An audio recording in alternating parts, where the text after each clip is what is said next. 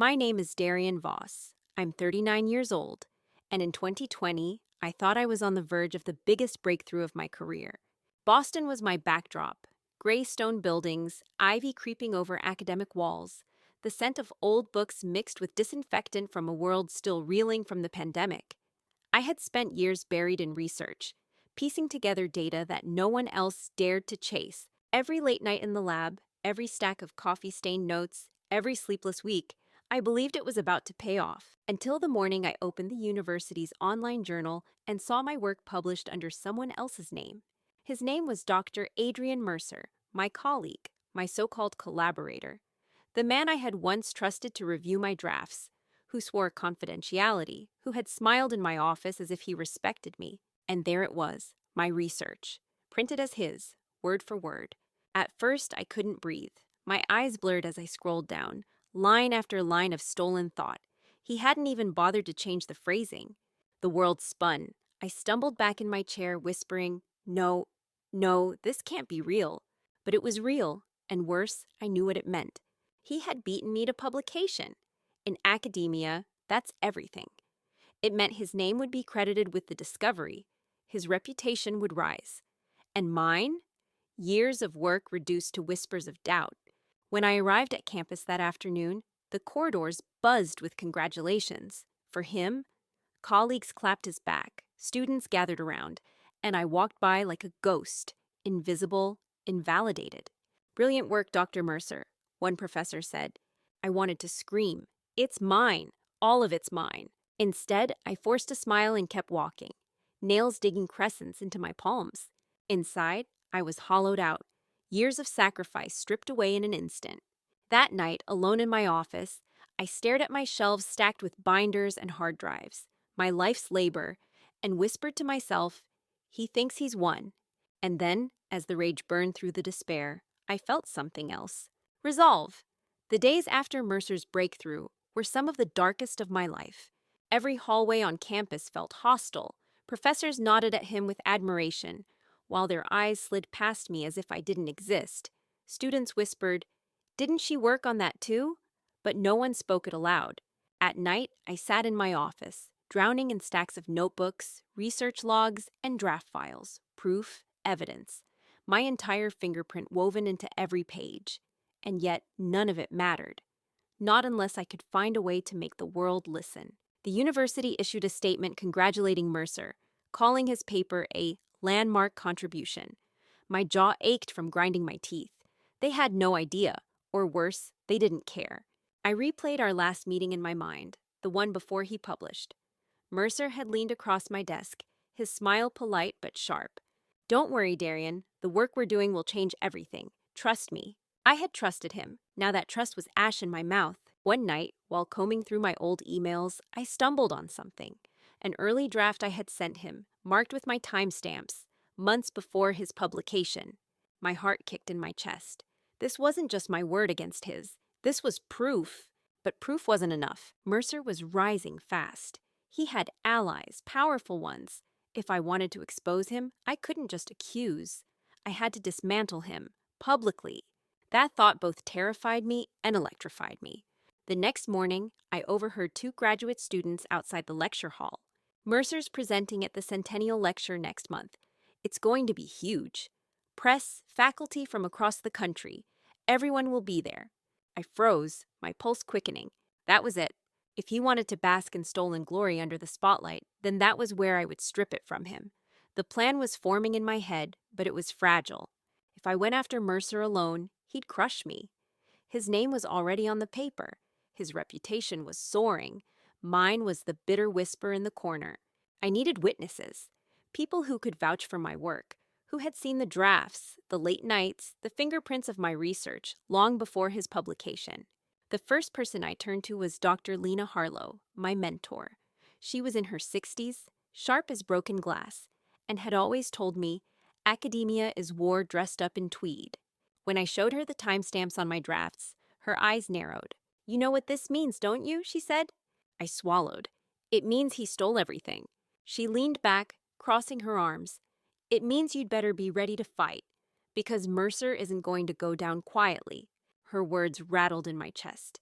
She was right. This wasn't just about proving theft, it was about survival. Over the next week, I quietly reached out to a handful of grad students who had helped me run experiments. One by one, I asked them the same question. Do you remember the work we did last year? The trial results, the late night runs? Did you notice anything familiar in Mercer's paper? Most hesitated, eyes darting nervously. Mercer was powerful, and students lived and died by recommendations. But slowly, some nodded. Yes, they remembered. They knew it was mine. I could see the fear in them, but also the guilt. And I told them, you don't have to do anything now. Just remember. One day, I might need you to speak the truth. Meanwhile, Mercer strutted around campus, enjoying his spotlight. I watched him, my rage simmering but contained. The centennial lecture was weeks away, and the chessboard was being set. But then, one night, as I sat in my office drafting notes, my phone buzzed. An unknown number.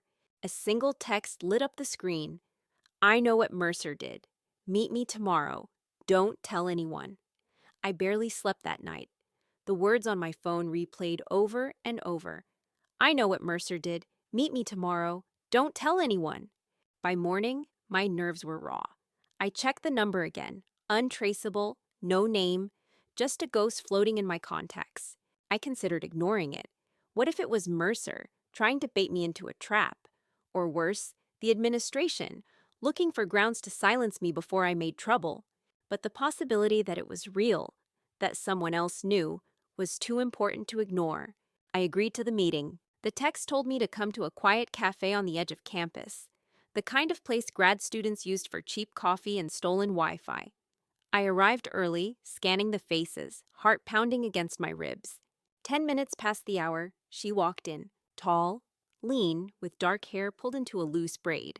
Maris Ortega, one of Mercer's research assistants. I blinked, stunned. She slid into the chair across from me, eyes sharp, voice low.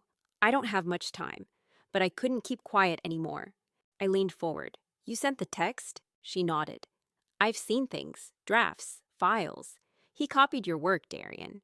He's been bragging behind closed doors, telling donors it was all his. My stomach twisted, anger surging.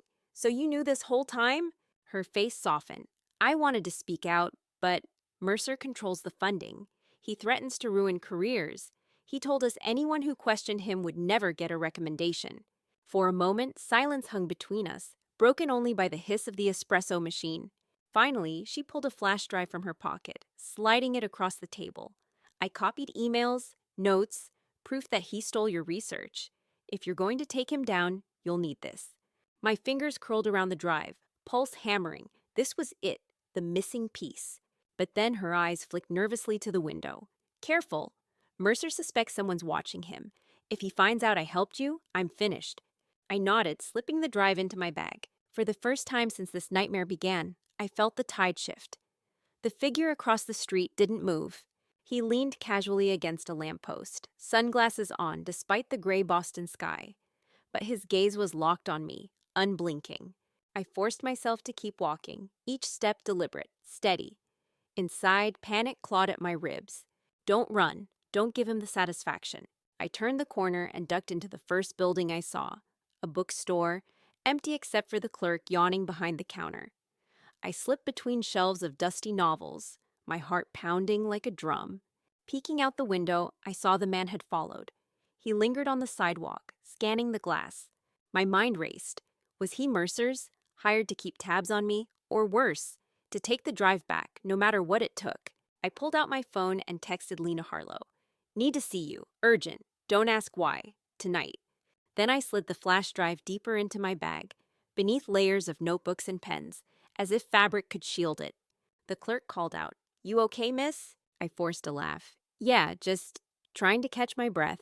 He nodded unconvinced. I waited until the man finally drifted down the street before slipping out the back door, keeping my head low. By the time I reached Lana's office, my hands were trembling.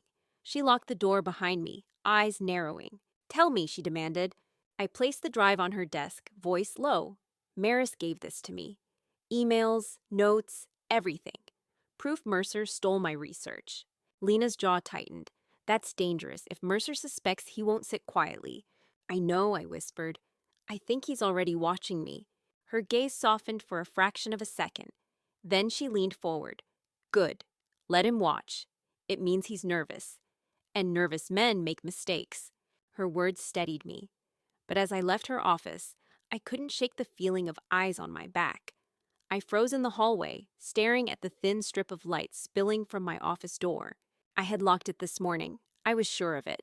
Slowly, I pushed the door open. The hinge creaked, the sound slicing through the silence like a warning. My office was dim, lit only by the glow of the street lamp outside the window. At first glance, nothing looked out of place. My bookshelves stood tall, my desk piled with papers, my research binders neatly stacked. But when I stepped inside, I saw it. One drawer of my filing cabinet hung open by an inch. I dropped my bag and rushed over. Files had been shuffled, some flipped upside down, others placed back in the wrong order. Someone had been here, searching. For me, for proof, for the drive. I yanked open the rest of the drawers, breath quickening. My heart thudded until I remembered. The USB wasn't here. It was in my bag, still zipped tight. Relief washed over me, followed by cold fury. Whoever had done this knew exactly what they were looking for. The sound of footsteps in the hallway made me snap to attention. "Hello?" I called. Voice steady despite the panic clawing inside. No answer. I waited, every nerve straining, until the steps faded away. I packed my bag in a rush, every muscle tight. I couldn't stay here. My office, once my sanctuary, had been violated. As I locked up, this time with shaking hands, I made a silent vow. Mercer wasn't just trying to steal my career, he was trying to erase me. And if he wanted war, then war was exactly what I would give him. The words glared back at me from my phone screen. "You're not safe there. Leave now." My hand shook as I held the device, the glow of the message lighting my face in the empty parking lot. Whoever was sending these knew too much. First the tip at the cafe, now this. Was it Maris again?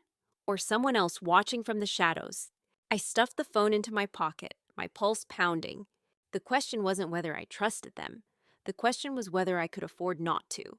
I headed straight home, taking side streets, doubling back twice to make sure I wasn't being followed. Every shadow looked like a threat. Every pair of headlights made my chest tighten. When I reached my apartment, I locked every bolt and chain. For the first time, my safe little one-bedroom felt like a cage. I set the flash drive on my kitchen table and stared at it. This tiny piece of plastic was worth more than gold, and dangerous enough to destroy me if it slipped into the wrong hands. My phone buzzed again. Another message. "Mercer knows you have proof. Don't keep it in one place." I dropped the phone, my heart hammering. He knew. Somehow, he knew. I spent the rest of the night copying the files onto encrypted backups, stashing them in 3 different places. A cloud drive, an external hard drive hidden under floorboards, and another copy slipped into a safety deposit box the next morning. Still, the paranoia gnawed at me. As I walked out of the bank, I spotted Maris waiting near the corner, her braid tucked under a hoodie. She motioned me over quickly. "You shouldn't be out in the open," she whispered. "He's getting desperate. I heard him on the phone. He knows someone helped you." I grabbed her arm, eyes wide. "Then why are you here?" "Because if he finds me first," she said, voice shaking, "we're both finished." The paper crinkled in my palm as I unfolded it again. An address scribbled in rushed handwriting. An abandoned lecture hall on the far edge of campus. That night, I stood in front of the building. The windows were dark, paint peeling, a relic left behind by renovations. My gut screamed trap, but the flash drive in my bag weighed heavy, reminding me I didn't have the luxury of paranoia anymore. I pushed the door open. The hinges groaned. Inside, the hall smelled of dust and old wood. Rows of empty seats stretched into shadow. "Maris?" I called softly. My voice echoed back, hollow. For a moment, the silence pressed in on me. Then, footsteps. She appeared from the shadows, her hoodie pulled low. Her face was pale, lips tight. "You came," she whispered. "You told me to," I replied, my guard still up. She scanned the corners of the room before speaking. "Mercer is planning something. He's not just worried about exposure. He's preparing to smear you.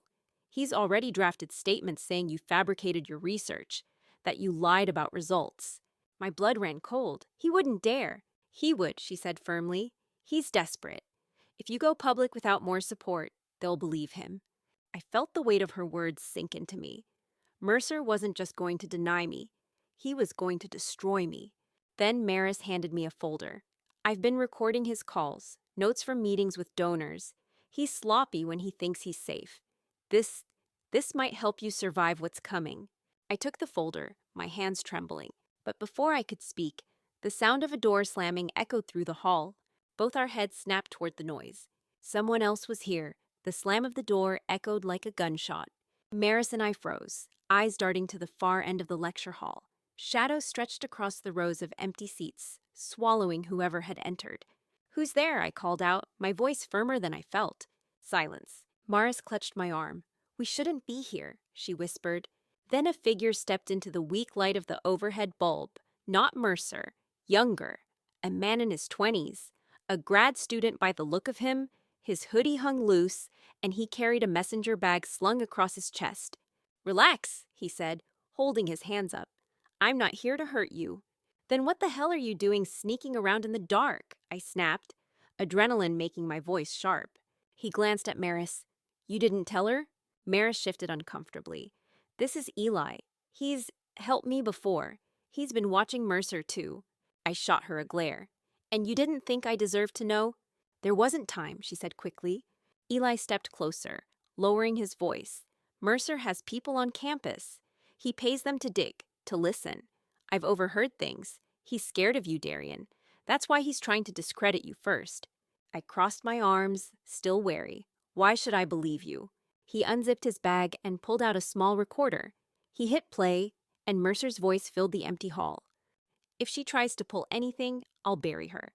Fabrication, misconduct, whatever it takes. No one will side with her when I'm finished."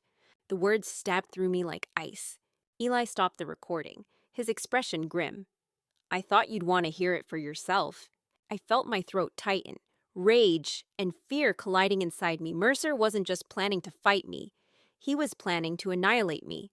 Maris touched my shoulder. "This is why we need to be smart. We can't go to the university yet. We need the right moment, the centennial lecture." My grip tightened around the folder she'd given me. The lecture was starting to feel less like a chance for revenge and more like a battlefield. We sat in the front row of the abandoned lecture hall, the air thick with dust and suspicion. Maris leaned forward, speaking quickly. "The centennial lecture is our best chance. Press, faculty, donors. It's the one place Mercer can't spin the narrative if we drop the truth in front of everyone." Eli shook his head. "It's also the riskiest. If we misstep, he'll bury her faster than she can blink. He already has his smear campaign ready." I listened, silent, my fingers tightening around the folder of notes. For the first time since this began, I had allies. But allies came with opinions, and opinions weren't always aligned. "What if we expose the recordings?" Eli suggested. "Play them live during his lecture. People will hear his own words. No one can deny that." Maris frowned. "Too dangerous. If he realizes we have recordings, he'll know someone's been leaking. He'll hunt me down." Eli shot her a look. "He already suspects. Hiding won't save you." Their argument pressed against my temples, the pounding of my pulse making it hard to think. Finally, I raised a hand. "Enough. We can't tear each other apart before we even face him. The only question that matters is this. How do we make sure Mercer can't twist the story back on me?" They both went quiet. Eli leaned back. "Then we need corroboration. Students, staff, anyone who saw you working before Mercer published. If more than one voice speaks up, he can't dismiss you as paranoid." Maris nodded reluctantly. "I can reach out to a few others, but we have to be careful. If word spreads too early, he'll crush us before the lecture." The thought made my stomach tighten. Every move had to be perfect. As we left the lecture hall that night, I felt the weight of their footsteps behind me. Allies! Yet I couldn't shake the question gnawing at the back of my mind. If Mercer had spies everywhere, how could I be sure one of them wasn't sitting right beside me? The message glared from my phone screen. "We should talk, privately, tomorrow." For a long moment, I just stared at it, my mind spinning. Mercer, reaching out to me. Why now? I forwarded the message to Lena, then to Maris. Within minutes, Lena called. Her voice was sharp. "Don't meet him. Not alone. He'll twist your words, manipulate you. He might even record you." Maris texted seconds later. If you do meet him, we need to know where. Don't go in blind. And then Eli. This could be a chance. See what he knows. See how scared he is. 3 voices, 3 warnings, 3 strategies, and me, caught in the middle. I spent the night pacing my apartment. Every corner of the room echoed with Mercer's stolen voice from Eli's recording. I'll bury her. Fabrication, misconduct, whatever it takes. If I ignored him, he'd move faster in the shadows. If I faced him, at least I could see his hand. By morning, I had made my choice. I replied with a single word. Where? The answer came back quickly. The conservatory. Noon. The conservatory was an old greenhouse-turned-cafe. Glass walls dripping with ivy. Too public for violence, but just secluded enough for Mercer to make his move. At noon sharp, I walked in. He was already there, seated at a corner table, sunlight cutting sharp lines across his face. "Darian," he said smoothly, gesturing to the seat across from him, "I was hoping you'd come." I sat down, my pulse racing, my bag with the folder heavy at my side. "Cut to it," I said. "What do you want?" His smile widened, smug and practiced. "What I've always wanted," he said softly. "Control." The glass walls of the conservatory let in every ounce of daylight, but sitting across from Mercer, I felt as if I were drowning in shadow. He leaned back in his chair, the picture of ease. "You've always been brilliant, Darian. That's why I needed your work. You have ideas. I have the connections. Together, we've created something extraordinary." "Together?" My voice was sharp. "You mean you stole from me and slapped your name on it?" He smiled as if I were a child throwing a tantrum. "Call it a redistribution of credit. You know how this world works. The university backs winners, donors invest in reputations, and mine is untouchable now." I clenched my fists beneath the table. "You won't get away with this." His eyes glinted, a predator's amusement. "I already have. Look around you, Darian. The faculty praises me. The press writes about me. And what do you have? Anger. That doesn't publish papers." I swallowed the lump of rage in my throat. "I have proof." For the first time, his smile faltered. Just a flicker, but I saw it. He leaned forward, lowering his voice. "Be careful. Proof can be misplaced. People can be convinced to say things. People who've worked with you, even old friends." The implication hit me like a fist. He wasn't just threatening me. He was threatening anyone who dared support me. I kept my voice steady. "If you think intimidation will silence me, you don't know me at all." His smirk returned. "We'll see. But let me give you a warning. If you try to humiliate me at the Centennial Lecture, you'll regret it. Badly." I stood, refusing to give him the satisfaction of trembling. "I don't regret fighting for what's mine." For a moment, our eyes locked across the table. The air between us charged like a drawn bow. Then I turned and walked out, my pulse hammering, the unknown message replayed in my mind like a drum beat. "He's setting a trap for you at the lecture." By the time I got home, my nerves were raw. I locked every bolt on my door, sat down at my desk, and stared at the folder and flash drive that had become my lifeline. A trap. What did that mean? Fake documents, paid witnesses, or worse, something that would humiliate me so thoroughly no amount of evidence could save my name. I called Lena first. Her voice was steel. "He's bluffing. Classic tactic. Make you afraid to act. He wants you paralyzed." Then Maris, whispering over the phone as if Mercer might be listening. "No, he's not bluffing. I've seen him do it before. He plants rumors, pays people off. He'll make you look unstable, desperate." And finally, Eli, his tone grim. "Whatever it is, he'll play it big, public. If we're not ready, you'll walk into that lecture and never walk out with your career intact." The words twisted in my stomach. That night, we gathered again, Lena, Maris, Eli, and me, in Lena's cluttered office. The air was thick with tension. "We need to control the narrative," Lena said firmly. "Not react to him, but force him to react to us." Maris slid a sheet of paper across the table. "He's prepared statements already. I saw drafts in his office. Claims you falsified your data, that you pressured students into giving false results." My chest tightened. "He's trying to turn everything I worked for into a lie." Eli leaned forward, eyes intense. "Then we prove the opposite. We bring witnesses. We show the drafts, the recordings. We corner him in front of the press so he can't wiggle out." The plan was forming, piece by piece. But the warning still haunted me. Because if Mercer was setting a trap, It meant he already knew I was coming for him. And men like him didn't set traps unless they were sure they'd catch something. Don't trust Eli. Those 3 words burned into my brain as I lay awake, staring at the ceiling of my apartment. Could it be Mercer trying to fracture us? Or was it the truth? Another shadow in a game already too dark to see clearly. The next morning, I met Maris at a cafe near campus. She stirred her coffee nervously as I slid into the seat across from her. "You look like hell," she said softly. "I got another message," I admitted. It said not to trust Eli. Her spoon clattered against the cup. "From who?" "I don't know. No number. Just like before." Her eyes darted toward the door. "Darian.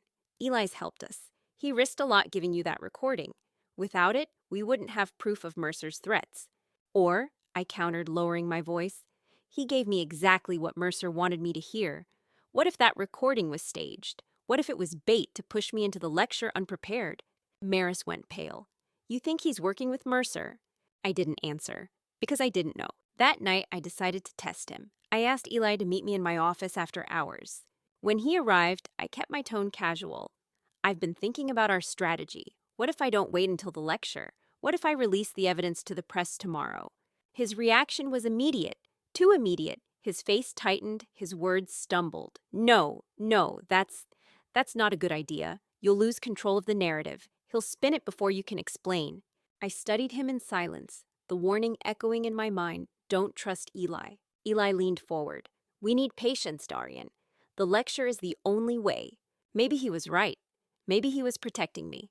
Or maybe he was steering me exactly where Mercer wanted. The glimpse of Mercer's handwriting in Eli's bag haunted me all night. I sat at my desk, the city lights flickering beyond my window, my mind clawing at possibilities. Could Eli really be feeding information to Mercer? Or was there another explanation? An old note? A forged hand? But the way he had reacted earlier, the panic in his voice when I suggested going to the press, it lined up too perfectly with the warning. By morning, I had made my decision. I wouldn't confront him outright, not yet. If he was a traitor, I needed proof.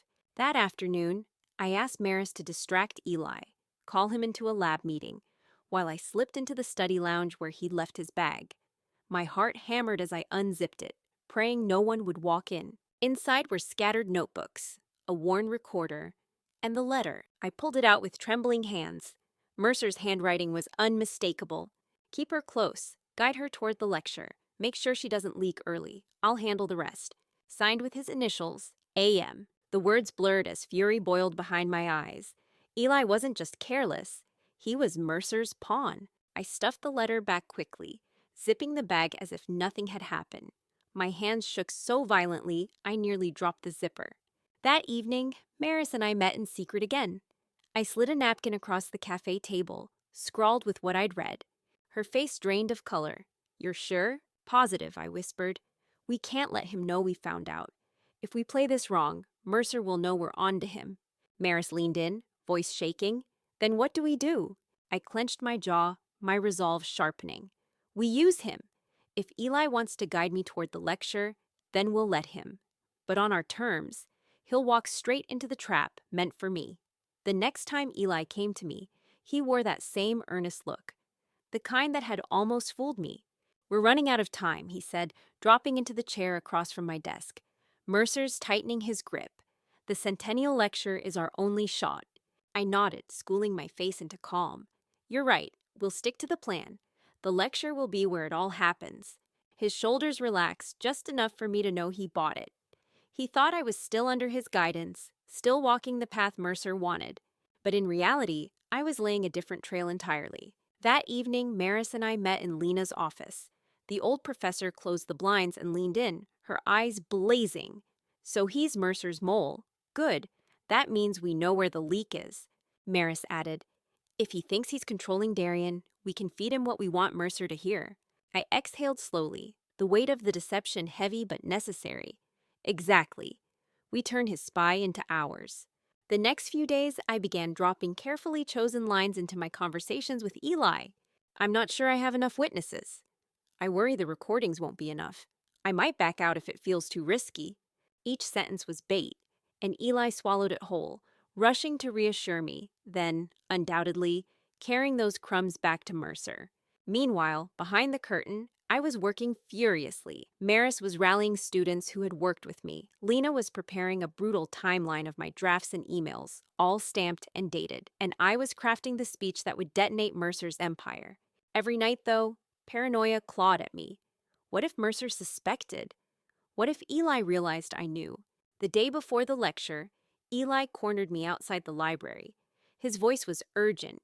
"You have to let me handle the evidence. Bring me the recordings and the drive. I'll make sure they're ready for the lecture." My blood went cold. He was desperate now, too desperate. And I knew, with absolute certainty, that tomorrow would be the day everything burned. The campus buzzed with anticipation. Flyers for the Centennial Lecture plastered every wall. Mercer's name bolded in sleek letters. Mine absent, as though I'd never existed. But tomorrow I would make them remember me. That night, Lena Maris and I gathered for one final meeting in her cramped office. Piles of books surrounded us like walls, the air heavy with chalk dust and tension. "This is it," Lena said, her voice steady. "Tomorrow is war. You've got your drafts, your timestamps, your witnesses. The truth is a fortress. Don't let him shake you." Maris slid a flash drive across the desk. "This has everything we need. His calls, his threats, the donor's notes. It's encrypted, triple copies. Even if he grabs one, he can't erase us all." I tucked it into my pocket, the weight both a comfort and a burden. Then came the harder part. Eli. He had been texting me all day, urging me to hand him the files, insisting he would prepare them. Each message reeked of desperation. Lena leaned close. "Don't give him anything. Use him, but don't trust him. If he asks again, stall." I nodded, though my stomach churned. Playing both sides was a dangerous game, but it was the only way to keep Mercer blind. Later that evening, I walked through the nearly empty lecture hall where tomorrow's battle would unfold. The seats stretched upward like a coliseum. The podium gleamed under stage lights. I imagined Mercer standing there, basking in false glory. I imagined myself rising, voice steady, the truth slicing through his lies like glass. But then a darker vision crept in, his trap snapping shut, the crowd jeering, my reputation shredded before I could even open my mouth. I clenched the edge of the podium, whispering to myself, "You've survived worse nights. You'll survive this one." As I turned to leave, my phone buzzed. A new message, this time with a photo attached. It was my apartment door, slightly ajar. The caption, "You're running out of time." The photo wouldn't leave my mind. My apartment door, ajar. I rushed across town, every step echoing with dread. By the time I climbed the stairs to my building, my hands were slick with sweat. The door was exactly as the photo showed, slightly open, the lock splintered. I pushed it with my fingertips, the hinges groaning. Inside, my apartment looked untouched, too untouched. My books still on the shelves, dishes still stacked in the sink. But my desk drawers told a different story. Files shifted, papers scattered, my laptop lid cracked open. Someone had searched, but not for valuables, for evidence. I tore through my things, heart pounding, until I saw it. My floorboard, the one I had pried loose weeks ago to hide a backup drive, was displaced. The drive was gone. A wave of nausea swept over me. Mercer, or his people, had been here. They'd taken one of my backups. My phone buzzed. A message lit the screen. "Careless, you won't win." I sank onto the couch, fury boiling beneath the fear. He thought he'd weakened me. But the truth was, I'd prepared for this. That stolen drive was only one of 3. Still, the violation cut deep. My sanctuary wasn't safe anymore. My home had been turned into another battlefield. I called Lena, my voice low. They broke in, took one of the backups. She didn't hesitate. "Good. Let them think they've won. It will make the fall harder." Her words steadied me. But as I sat in the dim light of my ransacked apartment, I knew tomorrow wasn't just about exposing Mercer. It was about survival. The lecture hall brimmed with anticipation. Hundreds of faces turning toward the stage as the lights dimmed. Banners celebrated 100 years of discovery. Mercer stood at the podium, dressed in his finest suit, smiling like a conqueror. The crowd roared when his name was announced. Not mine, never mine. I sat in the third row, flanked by Lena and Maris. My heart thudded like a drum, but my face betrayed nothing. Lena whispered, "Steady. He doesn't know the avalanche that's about to hit." I fixed my gaze on Mercer. He thanked donors, spoke about pioneering work, his voice swelling with false humility. Then he pivoted to the research, my research. Hearing my words twisted into his cadence was like being flayed alive. Every sentence cut deeper, every chart and slide mine, yet not mine. The audience scribbled notes, nodded, some even clapped at intervals. Inside, I burned, and then Mercer paused, his smile widening. Before I go further, I'd like to acknowledge my colleague, Dr. Darian Voss, who graciously supported this work. The words dripped with poison, a performance of magnanimity. He was casting me as a sidekick, an accessory to his theft. The audience turned toward me, some clapping politely. My blood froze. He was dragging me into his narrative. I forced a smile, small and tight, the moment stretched like wire about to snap. Lena squeezed my hand under the table. Not yet. Wait. Mercer launched into the climax of the presentation, unveiling what he called his breakthrough. The room erupted in applause. Cameras flashed, and then he gestured toward me. Perhaps Dr. Voss would like to add a word, in recognition of the collaboration. My body stiffened. The trap had sprung. He wasn't just stealing credit. He was daring me to contradict him in front of everyone, to either play along or look like a bitter rival. The microphone stood empty, waiting. The audience looked at me. I rose slowly, my breath sharp as glass. The microphone buzzed as I approached. The applause for Mercer still echoed, but now the hall hushed, waiting. I placed my hands on the podium, my gaze steady. Mercer smirked behind me, certain I would buckle under his script. Instead, I spoke. Ladies and gentlemen, what you have just heard is a story, a well-rehearsed one. But the truth is not his to tell. Gasps rippled through the audience. Mercer's smile faltered. I clicked the remote in my hand, and a new slide appeared. Not his, but mine. Dated drafts, email timestamps, research notes. My name printed clearly at the top of each. The screens behind me became my shield and my sword. This research was stolen. I wrote these findings. I conducted these experiments. And while Dr. Mercer polished speeches, I was in the lab, alone, at 3 a.m, chasing the answers you now applaud. The room buzzed with shock. Phones lifted, recording every second. Mercer stepped forward, hissing through his teeth. Darian, sit down. You'll regret this. But I didn't. I turned to him, voice carrying. You broke into my work. You tried to break into my home. But you cannot break the truth. The next slide flashed, recordings of his phone calls, courtesy of Maris. His voice, clear and undeniable. If Voss keeps pushing, I'll bury her career. The board will never believe her. Gasps turned into outrage. Donors whispered fiercely, some already rising to leave. Mercer's face drained of color. He lunged for the laptop, but Lena stood, intercepting him, her voice sharp as steel. Sit down, Professor. The world is watching. I pressed play on the final file, a video. Eli handing over data to Mercer in a dim cafe, the timestamp proof of betrayal. The hall erupted, shouts, phones flashing, reporters scrambling, and through the chaos, I stood tall. This was never just about credit.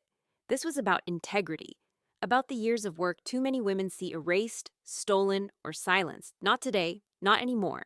The audience surged to their feet, applause thunderous and raw. For me, Mercer slumped back, broken. Eli slipped out the side door, face pale with shame. I let the applause wash over me, but inside it wasn't triumph I felt. It was release, the weight of years finally lifting. Later, as the hall emptied, Lena touched my shoulder. You did it. I nodded, voice quiet. No, we did it. And for the first time in months, I walked into the Boston night not with fear, but with freedom.